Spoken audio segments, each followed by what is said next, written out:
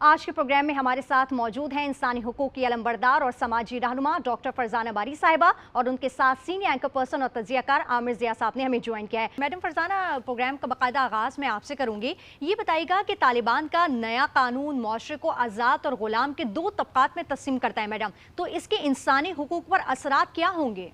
دیکھیں، یہ تو جب سے افغان یہ گورنمنٹ آئی ہے، جس قسم کے اقدامات یہ کر رہے ہیں، یہ بیسیکلی تو یہ ایک طرح سے ان کے اقدامات سے یہ لگتا ہے کہ وہ عورتوں کو انسان اور جس قسم کے قوانین ہے، مطلب ایک مکمل جنڈر اپارتھائڈ انہوں نے قائم کی ہوئی ہے اپنے ملک کے اندر، جو کہ جس کے اوپر میں سمجھتی ہوں کہ ویسے تو انٹرنیشنل کمیونٹی کا بھی یہ کنسرن ہونا چاہیے، اور خاص طور پہ ریجنل پاورز جو اس وقت ریجن کے اندر جو کنٹریز ہیں جن کے اوپر اس چیز کا براہ راست جو ہے اور انڈائریکٹلی بھی اس کا امپیکٹ آئے گا، ان کو بھی اس کے اوپر ان کا کنسرن جو ہے وہ ہونے چاہیے۔ لیکن ہم دیکھ رہے ہیں کہ اس وقت تو ایک انٹرنیشنل سمجھے ملٹی لیٹرل آرڈر جو ہے وہ تو ختم ہو چکا ہے، اس لیے افغان گورنمنٹ کا بھی جو دل چاہ رہا ہے وہ کر رہے ہیں۔ خواتین کے حوالے سے بھی جس قسم کے لاز وہاں پہ پاس ہو رہے ہیں، اور یہ جس قسم کا گورنمنٹ کی طرف سے ایک طرح سے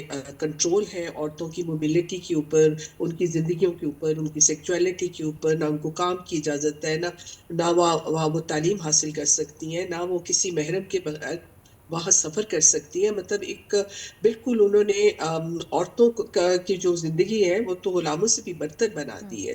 تو یہ میں سمجھتی ہوں کہ بہت خطرناک جو گورنمنٹ پالیسیز ہیں افغانستان کی، جس کا پورے خطے کے اوپر ایک بہت منفی اثرات مرتب ہوں گے۔ بالکل عامر صاحب، بھارت جو پاکستان کے ہر مسئلے پر آواز بلند کرتا ہے، سر وہ افغانستان کے اس قانون پر خاموش کیوں ہیں؟ دیکھیں، بھارت سے زیادہ اصل مسئلہ تو پہلے ہمیں سمجھنا چاہیے کہ افغانستان کے عوام جو ہیں پہلے ہی افلاس زدہ ہیں، بہت ہی غربت کا شکار ہیں، جنگ زدہ ملک ہے ان کا، ہر طرف تباہی بربادی پھیلی ہوئی ہے۔ اور یہ جو نئی وہ تعزیرات لے کر آئے ہیں جنوری کے اوائل کے اندر، اس سے پہلے بھی وہاں پر خواتین اور بچوں کی حالت کوئی اچھی نہیں تھی، مثالی نہیں تھی۔ کہہ دینا کہ جی پابندیوں کا شکار، تو پہلے سمجھنا ہوگا کہ انہوں نے اس تعزیرات میں کیا انہوں نے جو 3-4 بڑے ہے، تو اس میں مطلب ایک کہتے ہیں نا 100 سے زیادہ شقیں ہیں اس میں جو لے کر آئے ہیں وہ، مگر 3-4 باتیں بڑی خطرناک ہوئی ہیں۔ پہلا تو انہوں نے اپنے معاشرے میں طبقاتی تقسیم کو، مطلب جو کہ ہندوؤں کا ایک پرانے زمانے میں ایک رویہ ہوا کرتا تھا کہ برہمن ہے اور کاشتریہ ہے اور شودر ہے، اور ایک آدھ اور ان کی 4 ان کی وہ ہوا کرتے تھے طبقے، انہوں نے ایگزیکٹلی وہی کیا ہے کہ علماء ہیں اور مشائخ ہیں، تاجر ہیں، ٹھیک ہے نا، اس کے بعد انہوں نے کہا جی حکومتی اہلکار ہیں، اس میں پھر اس سے نیچے والے پھر عام افغان آدمی آ جاتا ہے۔ انہوں نے جو عجیب و غریب کام کیا، اسلام میں کوئی اس کا تصور نہیں ہے کہ انہوں نے کہا جی علماء اور مشائخ جو ہیں وہ احتساب سے مبرہ ہیں، وہ قاضی کے سامنے پیش نہیں ہوں گے تعزیرات کے کیسز کے اندر بھی، تو ایک عجیب حیرت انگیز بات ہے۔ پھر انہوں نے کہا کہ جی جو صاحب ثروت لوگ ہیں ان کو جو ہے کس طرح کی سزا ملے گی، ان کا سزا کا پیمانہ کچھ اور ہوگا اور عام افغان کا کچھ اور ہوگا، جو کہ اسلام کے تصور کی منافی ہے، کیونکہ اسلام کا تصور 3 چیزوں پر ہے بنیاد، اگر ہم اس میں دیکھیں۔ ایک اس میں انصاف آتا ہے، اسلام کا کلیدی ایک پلر ہے، ٹھیک ہے، پھر اس میں آپ کی انسان دوستی آتی ہے، اور اس کے اندر جو ہے اعتدال آتا ہے۔ تو ان تینوں چیزوں کے برخلاف انہوں نے قانون سازی کی ہے۔ پھر انہوں نے ایک عجیب و غریب یہ جو نیا خوفناک قانون ہے، جس پہ ہم سب کو ایک افغانی سب سے زیادہ پریشان ہونے چاہیے، کہ 9 سالہ بچی کو انہوں نے عورت قرار دے دیا ہے، اور جب اس کو عورت قرار دے دی ہے تو اس سے شادی بھی انہوں نے جائز قرار دے دی ہے، جو کہ دنیا میں مطلب عجیب و غریب قانون ہے۔ پھر انہوں نے 21ویں صدی کے اندر غلامی کو انہوں نے دوبارہ الاؤ کر دیا ہے۔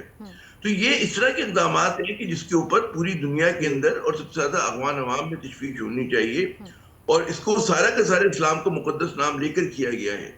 تو ہم دیکھ رہے ہیں کہ اس کی جو ایک، کیونکہ بین الاقوامی سطح کے اوپر اس وقت دنیا اتنا زیادہ بڑے بڑے مسائل کا شکار ہے، یوکرین کی جنگ ہو رہی ہے، فلسطین کا مسئلہ ہے، تو افغانستان جو ہے وہ بیک برنر پر ہے۔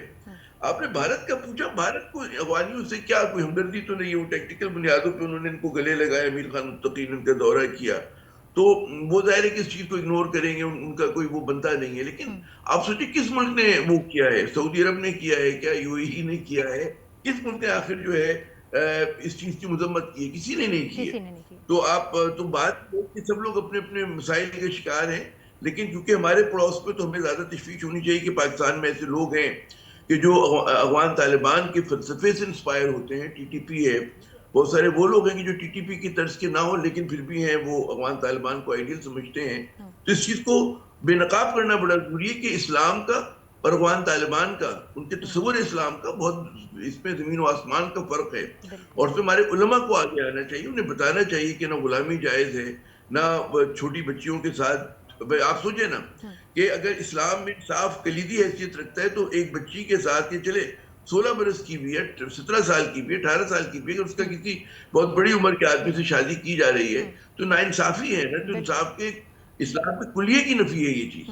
تو ہمارے علماء کو بھی آگے آنا چاہیے, اور یہ دنیا آگے بڑھ گئی ہے اور اس کے اندر جو ہے اسلام کی انسان دوستی کہتی ہے کہ یہ چیز نہیں ہونی چاہیے. جی بالکل بالکل عامر ضیاء صاحب, آپ نے بالکل درست فرمایا. فرزانہ صاحبہ, یہی سوال میں آپ سے کرنا چاہوں گی کہ 9 سال کی عمر تک کی لڑکیوں کو عورت کا درجہ دینے کا مطلب افغانستان کی خواتین کے حقوق کے لیے کیا ہوگا؟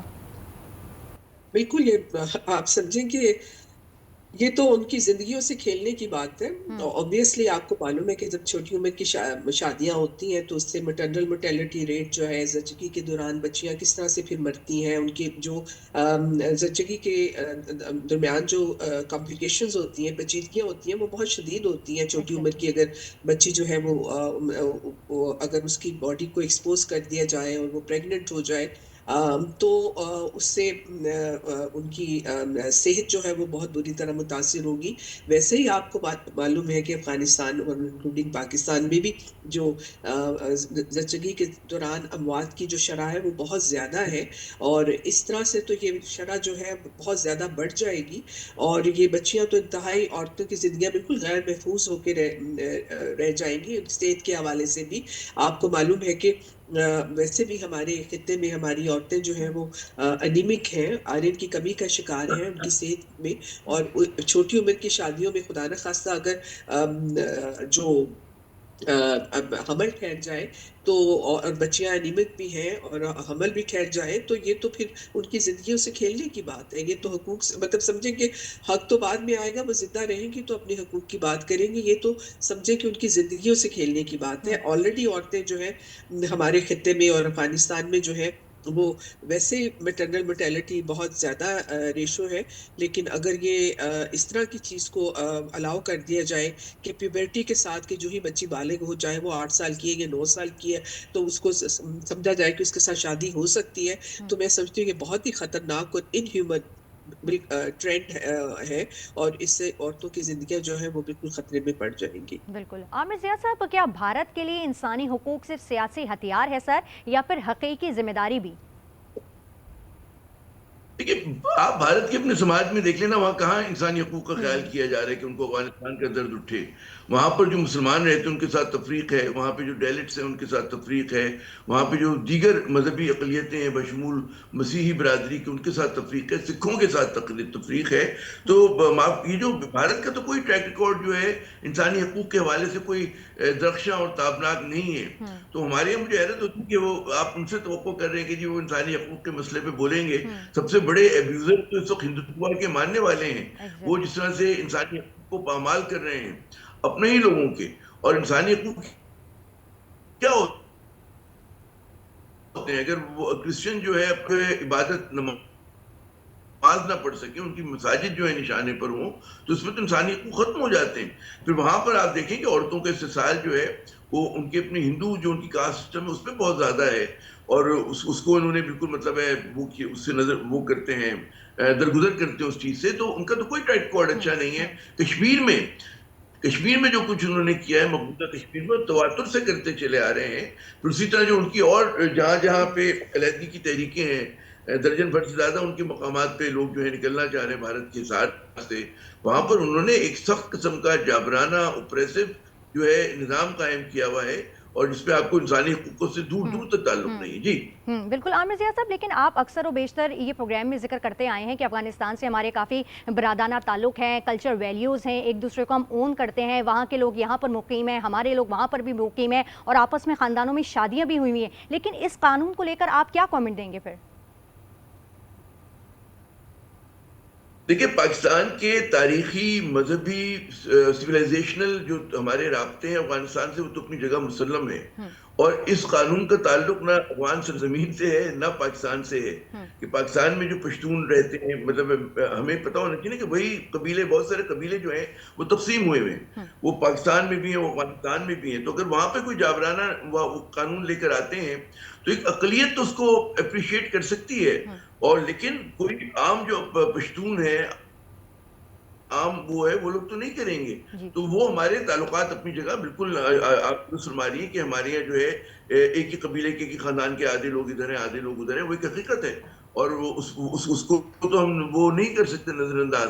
لیکن یہ قانون سازی جو کی ہے یہ تو ظاہر ہے کہ افغان طالبان کے ایک بہت ہی مطلب ہے جو شدت پسند ان کا جو گروہ ہے اس نے کی. میرے خیال میں تمام افغان طالبان بھی اس کو نہیں تسلیم کرتے ہوں گے، کیونکہ جب تک دوحہ ٹاکس ہو رہی تھی جو افغان طالبان کا چہرہ سامنے آ رہا تھا اس میں تو ایک عام تاثر یہ تھا کہ افغان طالبان 02 جو ہیں 0.2 وہ اپنے پہلے ورژن سے بہتر ہوں گے، زیادہ اعتدال پسند ہوں گے. لیکن پتہ چلتا نہیں کہ یہ لوگ تو اس سے بھی زیادہ اس وقت جو وہاں پہ بیٹھے ہوئے ہیں، جو جس قندھار میں جو لوگ بیٹھے ہیں انہوں نے جو قانون سازی کی ہے اس کا تو نہ پشتون معاشرے سے کوئی تعلق ہے. ظاہر ہے کہ پشتون لوگ بھی اپنی بیٹیوں سے اپنی بہنوں سے اتنی ہی عقیدت اتنی ہی پیار کرتے ہیں جتنا ہم اور آپ کرتے ہیں. کوئی اس میں الگ الگ بات تو نہیں ہو سکتی.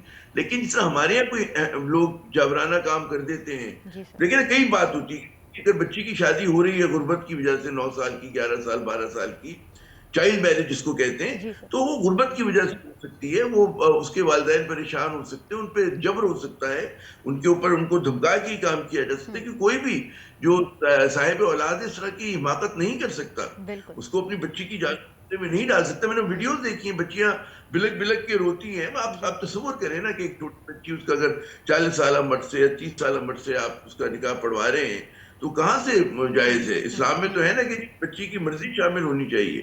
تو یہاں تو اس کو باندھ دیا جاتا ہے پلاسٹک کھوٹے سے. تو یہ چیز بالکل میرے خیال میں قابل مذمت بھی ہے، اور نہ یہ پشتون ویلیوز کے ساتھ ہے، نہ یہ مطلب ہے اسلام کا اس کا کوئی تعلق ہے. یہ تو ان کا ایک عجیب و غریب انٹرپریٹیشن ہے جناب. جی بالکل بالکل مرزیا صاحب بالکل درست فرمایا. فرزانہ صاحبہ، بین الاقوامی برادری خاص طور پر بھارت جو خود کو جمہوریت اور انسانی حقوق کا محافظ کہتا ہے، تو آپ کیا سمجھتی ہیں کہ طالبان کے اس قانون پر اب تک خاموش کیوں ہیں؟ اور کیا افغان بچوں اور خواتین کے حقوق بھارت کے لیے اتنے اہم نہیں ہیں کیا؟ جس طرح یہاں پہ پہلے بھی عامر صاحب نے بات کی ہے کہ جہاں تک بھارت کا تعلق ہے وہاں تو خود اتنی زیادہ ہیومن رائٹس کی وائلیشن ہو رہی ہے. آپ دیکھیں کشمیر کے اندر جس طرح سے وہاں پہ ماس ریپ ہو رہے ہیں، اس کے اندر ان کی فوج انوالو ہے، ان کی ریاست براہ راست انوالو ہے. اسی طرح مسلمانوں کے ساتھ کرسچنز کے ساتھ جس قسم کی وائلیشن، تو بھارت سے تو آپ کوئی اس طرح کی توقع نہ کریں. اس وقت تو انفارچونیٹلی آپ دنیا سے بھی نہیں کر سکتے. آپ دیکھیں جو کچھ غزہ میں ہوا، جس قسم کا جنوسائیڈ لائیو سٹریم ہوا ہے پچھلے 2-2.5 سالوں میں، اور آپ دیکھیں کہ کس طرح سے یو این اور تمام انٹرنیشنل ادارے جو ہیں وہ ناکام ہو چکے ہیں. تو یہ تو سمجھ آ جانی چاہیے کہ یہ جو ایک ہیومن رائٹس کا ایک سموک سکرین جو کریٹ کی ہوئی تھی، وہ ایک سمجھیں کہ وہ ایک طرح سے ایک آرٹیفیشلی ایک الوژن تھا.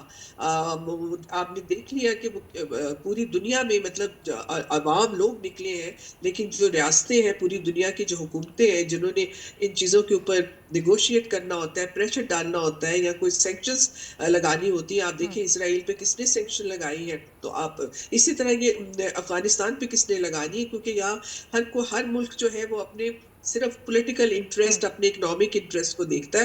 ہیومن رائٹس کا جو کنسرنز ہے وہ آج کی جو میں سمجھتی ہوں نیشن سٹیٹس ہیں اور جو ملٹی لیٹرل آرگنائزیشنز ہیں جن کا کام یہ تھا کہ کانفلکٹ جیسے یو این وغیرہ کہ کانفلکٹ ریزولوشن کا، وہ سب اس میں ناکام ہو چکا. Complete death of multi literalism ہے اور بریک ڈاؤن ہو چکا ہے.